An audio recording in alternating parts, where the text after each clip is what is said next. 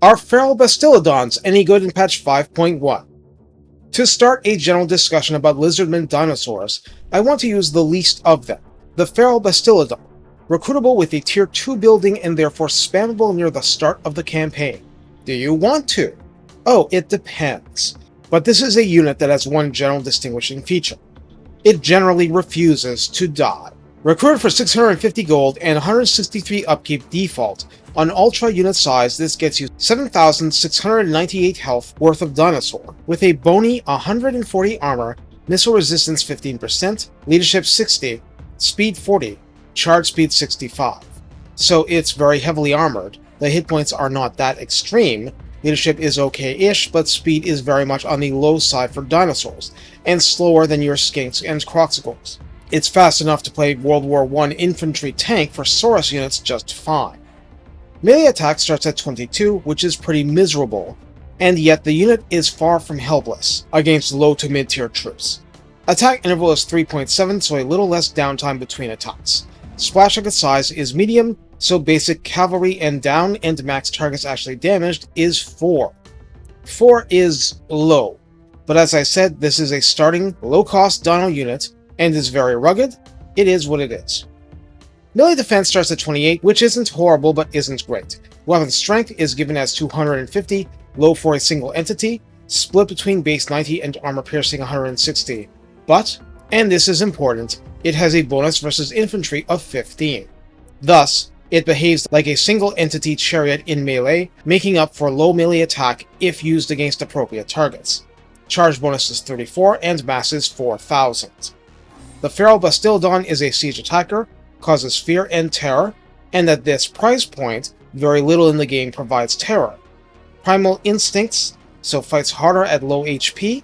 Feral Rage, so you will lose control of it at 75% and 25% of HP for a while regardless of morale. And Immunity to Flanking, a relatively recent addition. In the redline skills, and we'll see this a lot for dino videos, Beast Driver grants plus 6 melee defense and plus 12% weapon strength at 3 pips. Epicentrist provides rank 7 Bastilodons with plus 10 armor, plus 5 leadership, and plus 12 flat charge bonus, which means a charge bonus of 46. That's actually pretty significant for a unit with such low basic melee attack. In the tech tree, besides recruit rank and upkeep reduction, Sequence of the Great Beast's Resilience provides plus 5 melee defense and plus 8% missile resistance for all Bastilodon units, and several variants exist. The Feral one is just the simplest, cheapest, and easiest to acquire. So how do we use the Bastilodons? Yes, that takes some discussion. The Bastilodon stubbornly refuses to die. In a primeval gory army, you'll take a lot more percentile damage to your Stegodons and Carnosaurs in real combat. Auto-resolve likes to favor armor 2 and all. The creatures do not break and run that easily, though they can, because if they suffer enough damage, they'll just rampage for a while. Despite melee defense not starting that high, they're still just brutal to try and focus down in the middle of a larger fight, with killier, more dangerous units demanding prioritization. If you can arrange things so that a Bastilodon is at the center of an enemy blob, unsupported and shaky, that's perfect for your anti-blob tactics, especially Lore of Heavens magic, but also missile bombardment and cavalry charges into the rear. If supporting a front line of beleaguered warriors, the terror and extra resilience provided can really help. Finally, if it's your best option, go ahead and have one ram into single-entity enemies including lords and heroes. The wrong ones will really smack back, yes. Having said that, others are going to get run over. It doesn't sound like much, but weapon strength 250 with the infantry bonus and 4,000 mass in a bit of damage here, a bit of being knocked on the ground there, lots of stuff that take an enemy on foot out of the fight. You can also use them as living battering rams, not nearly as fast as a real ram in a siege, but still chipping away at gate HP.